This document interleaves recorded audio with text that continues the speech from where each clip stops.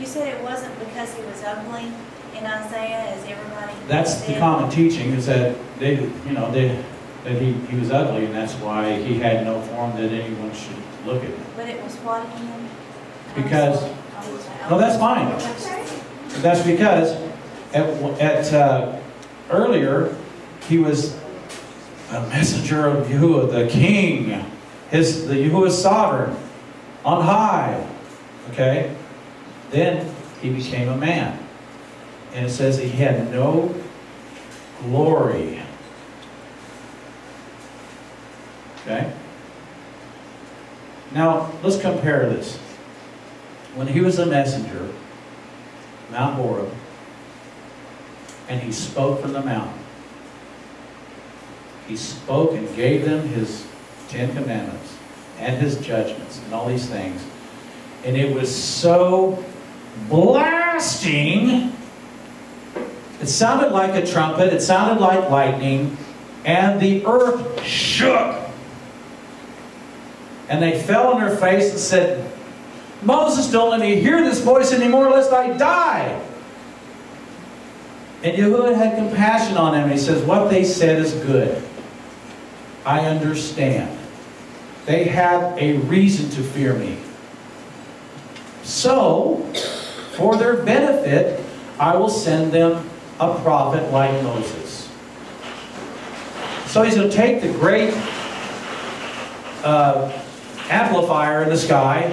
He's turn the volume down. Turn it way down to our level. And he's going to send the Messiah here as a man, humble, meek, and lowly. And then he's going to speak the same exact words to us. Only he's going to magnify it and let us understand it even more. But he's not going to have any glory. He's going to be a mere man in their eyes. But I guarantee you, when he returns, he will be like he was at Mount Sinai. We will fall on our faces again. There will be no reason to mistake him. All the tribes of the earth shall mourn. They will be hiding themselves under the rocks from the face of Yahuah and from his wrath. But those that esteem his name, those that keep his commandments, those that have the testimony of the Messiah will escape, will be shielded, will be hidden, will be helped. Because they understand. Yes. His right hand. Yes. And they trust in him. Yep. He says, I am with you, do not fear. Hallelujah. One last question. This is last. Is there any significance in the, because we're not supposed to make any graven images, but whenever Yahuah sent the serpents in, because he sent, they displeased him, and they made the bronze serpent to look upon, and then they were healed. Is there a significance of that to this serpent? Yes, there's some significance in it, because the serpent that was raised up, if they looked upon this serpent, they were healed. And this is a direct fulfillment of the first sign. Direct fulfillment. But what the problem was is that they began to worship the brazen brass, the tooled piece of metal that was beaten into the form of a serpent, and he never wanted that. He just wanted them to see a picture. He just wanted them to kind of get a concept. He didn't want them to worship a serpent made of brass. He wanted to get a clue. Right. Get a clue. That's right. You want them to focus on him. Exactly.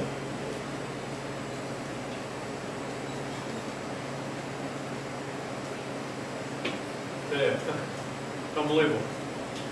If the people, when they sit down and look at your DVD and then look at Mark's and look at mine, everybody's going to say one of their mamas had triplets. I'll say what? They're going to say one of their mamas had triplets. Unbelievable. But I know for a fact that Mark never got my notes. I know.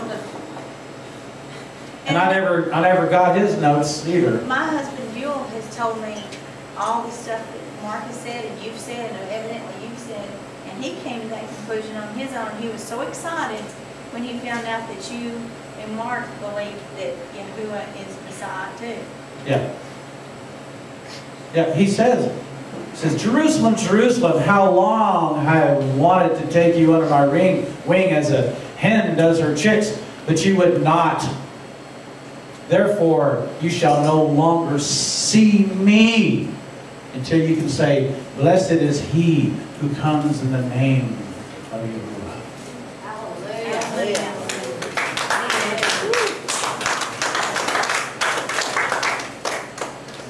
So, don't let anybody come in here and take the Messiah from you. He is everything to us. Don't be afraid to worship him. Colossians says that he is the image of the invisible Elohim. You know, the Torah says that we shall not have any images before him.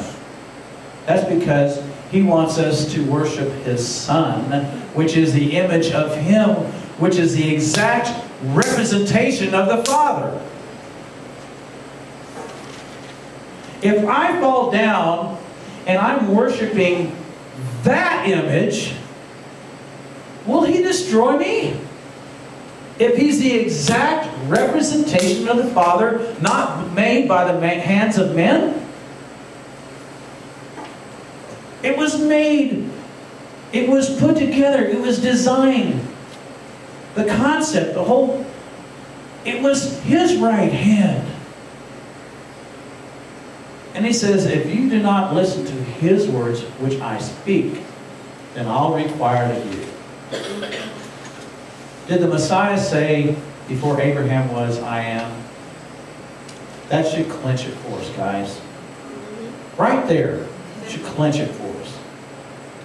If Moses fell on his face and worshipped and did obeisance to the fire that was in the bush, then we can.